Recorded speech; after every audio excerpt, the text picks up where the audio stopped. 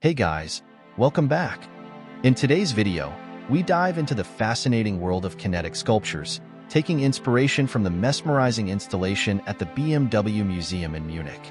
This is the part 2 of the tutorial video where I will show you the final render output animation.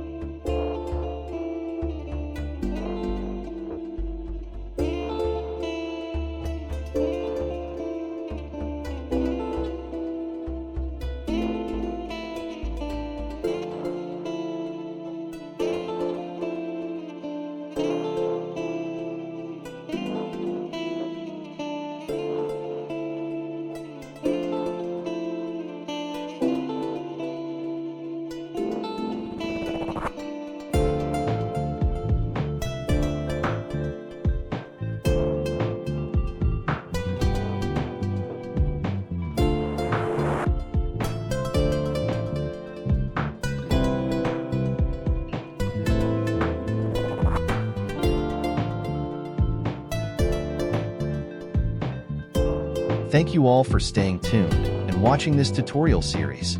Your support and engagement mean the world to me. Don't forget to subscribe and hit the notification bell. Thank you once again for joining me on this creative journey.